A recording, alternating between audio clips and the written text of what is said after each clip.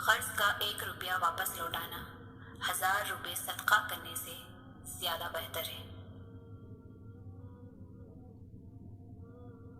ان لوگوں کو رشتے نبھانے سے کوئی مطلب نہیں ہوتا جنہیں اپنے مطلب سے مطلب ہوتا ہے۔ دوریوں کا سبب فاصلے نہیں بلکہ بدگمانیاں ہیں۔ میں نے لوگوں کی باتوں سے لوگوں کو مرتے دیکھا ہے۔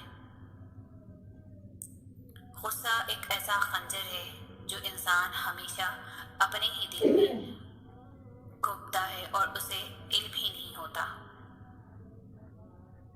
زندگی کو اتنا سیریس لینے کی ضرورت نہیں ہے، یہاں سے زندہ بچ کر کوئی نہیں گیا۔ نصیحت وہ سچی بات ہے جسے ہم کبھی غور سے نہیں سنتے، اور غیبت وہ بدترین دھوکہ ہے جسے ہم پوری توجہ سے سنتے ہیں۔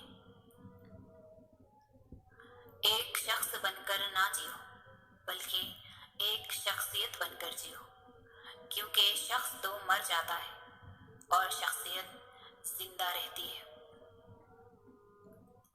سڑک اور ٹیچر اپنی جگہ پر ہی رہتے ہیں لیکن دوسروں کو منزل تک پہنچا دیتے ہیں۔ ہر فیملی میں غصے والے بندے کا ایک ایسا وکیل ضرور ہوتا ہے جو سب کو بتاتا ہے کہ غصے کا تیز ضرور ہے لیکن دل کا برا نہیں ہے۔ کوشش کرو جس چیز کے لیے تم خود ترس رہے ہو کوئی دوسرا آپ کی وجہ سے نہ ترسے، پھر چاہے وہ رشتے ہوں، خوشیاں ہوں یا سکون ہو۔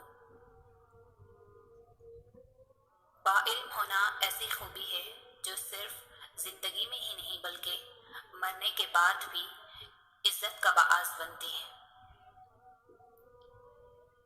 وہ شخص یقیناً بڑا بدقسمت ہے جو خود تو مر جائے لیکن اس کا گناہ زندہ رہے۔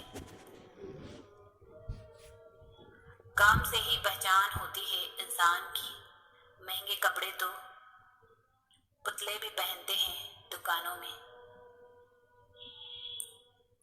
رہتی دنیا میں ماں باپ سے بڑھ کر کوئی نعمت نہیں ہے۔ سفر کا مزہ لینا ہو تو ساتھ سامان کم رکھیے، اور زندگی کا مزہ لینا ہو تو دل میں ارمان کم رکھیے۔ مشکلات کا پتھر تراشنے کے بعد جو ہیرا نکلتا ہے وہ کامیابی ہے۔ حسد ایسا زہر ہے جو انسان خود پی پی کر دوسروں کے مرنے کی تمنا کرتا ہے۔